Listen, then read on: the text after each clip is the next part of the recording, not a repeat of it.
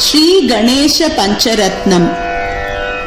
ముదాకరాతమోదకం సదా విముక్తి సాధకం కళాధరావతంసకం విలాసి లోకరక్షకం అనాయకైకనాయకం వినాశితే భదైత్యకం నతాశుభాశునాశకం నమామి తం వినాయకం.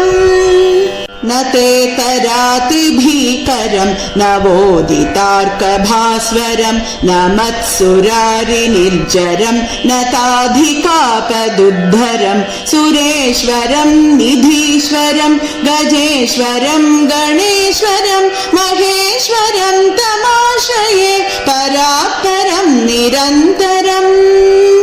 సమస్తలోకశంకరం నిరస్తదైత్యకుంజరం దరేతరోదరం వరం వరే భవక్త్రమక్షరం కృపాకరం క్షమాకరం ముదాకరం యశస్కరం మనస్కరం నమస్కృతం నమస్కరోమి భాస్వరం.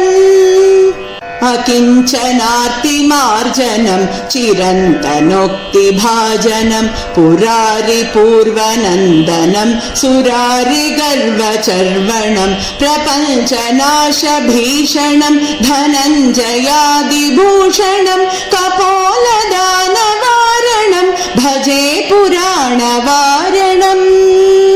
నితాంతకాంతదంతకాంతిమంతకాంతకాత్మజం అచింత్యరూపమంతహీనమంతరాయ కృంతనం హృదంతరే నిరంతరం వసంతమేవ యోగినాం తమేకదంతమేవ తం విచింతయామి సంతతం.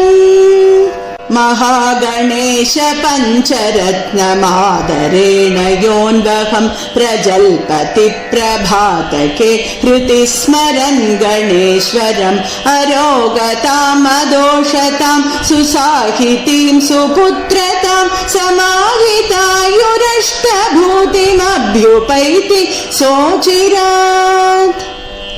इति श्रीमच्छङ्कराचार्य कृत श्री गणेश पंचरत्नम् सम्पूर्णम्.